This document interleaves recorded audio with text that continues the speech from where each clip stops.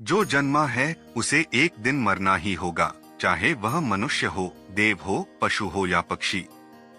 यहाँ तक कि ग्रह नक्षत्र और सूर्य भी अनंत काल तक नहीं टिकते। यही जन्म मरण का चक्र है जिससे केवल मोक्ष ही मुक्ति दिला सकता है। लेकिन क्या आपने कभी सोचा है कि शव को अकेला क्यों नहीं छोड़ा जाता? गरुड़ पुराण और अन्य धर्म ग्रंथों में इसका गूढ़ रहस्य बताया गया है। भगवान श्री कृष्ण ने भी इस विषय पर महान योद्धा भीष्म पितामह को अमृत तुल्य ज्ञान दिया था। आइए जानते हैं इन रहस्यों को विस्तार से। हिंदू धर्म में यदि मृत्यु सूर्यास्त के बाद होती है तो शव का दाह संस्कार तुरंत नहीं किया जाता। शव को रात भर घर में रखा जाता है और कोई न कोई व्यक्ति उसके पास बैठकर उसकी देखभाल करता है। ऐसा इसलिए किया जाता है क्योंकि रात में अंतिम संस्कार करने से आत्मा को उद्योग प्राप्त होता है, यानी उसे मुक्त नहीं किया जाता और वह असुर, दानव या पिशाच योनि में जा सकती है। अगले दिन सूर्योदय के बाद ही विधि पूर्वक अंतिम संस्कार करना उचित माना जाता है। अगर किसी की मृत्यु पंचक काल में हो जाए तो गरुड़ पुराण के अनुसार यह पूरे परिवार के लिए अपशकुन माना जाता है। ऐसा कहा जाता है कि यदि इस दौरान अंतिम संस्कार किया जाए तो कुल में 5 और लोगों की मृत्यु हो सकती है। पंचक दोष समाप्त करने के लिए आटे, बेसन या सूखी घास से बने 5 पुतलों का अंतिम संस्कार शव के साथ किया जाता है। इस विधि से पंचक दोष का निवारण हो जाता है और परिवार सुरक्षित रहता है। यदि मृत व्यक्ति के पुत्र या पुत्री दूर हों, तो उनके आने तक शव को घर में ही रखा जाता है।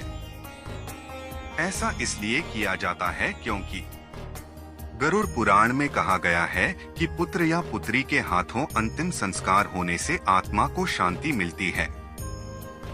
यदि बिना पुत्र के संस्कार हो जाए तो आत्मा भटक सकती है और अपने प्रियजनों को संकेत देने के लिए स्वप्न या अन्य रूप में प्रकट हो सकती है।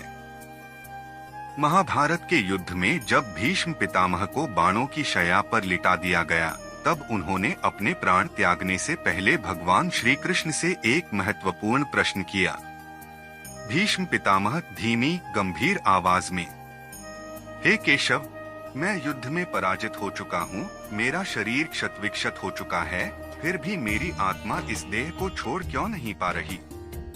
श्री कृष्ण शांत और दिव्य स्वर में बोले, हे गंगा पुत्र, आपकी आत्मा अभी मुक्त नहीं हो रही क्योंकि सूर्य दक्षिणायन में है।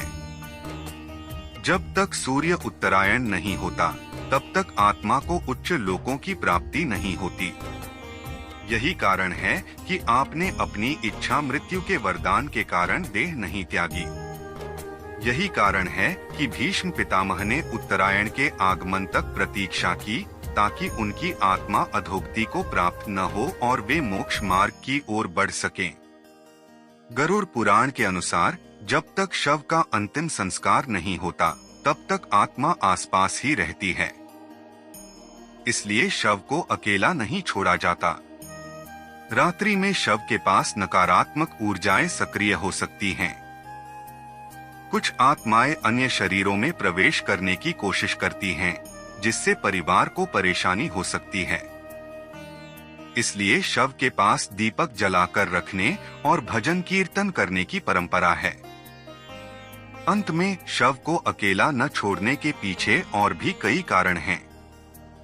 शव से गंध निकलने लगती है, जिससे वातावरण दूषित हो सकता है। तांत्रिक क्रियाओं का खतरा होता है क्योंकि कुछ लोग शवों पर तंत्र प्रयोग करते हैं। अंधकार में आत्मा की अधोगति की संभावना बढ़ जाती है। यही कारण था कि भीष्म पितामह ने सूर्य के उत्तरायण होने तक अपनी देह नहीं छोड़ी थी। उत्तरायण में चेतना ऊपर की ओर बढ़ती है, जबकि दक्षिणायन में यह अधोगति को प्राप्त हो सकती है।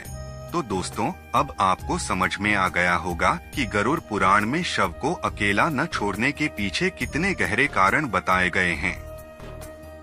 यह केवल परंपरा नहीं, बल्कि विज्ञान और अध्यात्म का मिश्रण है। अगर आपको यह वीडियो पसंद आई हो तो इसे लाइक करें, शेयर करें और हमारे चैनल को सब्सक्राइब करें। अगली बार फिर मिलेंगे एक और रहस्यमय विषय के साथ।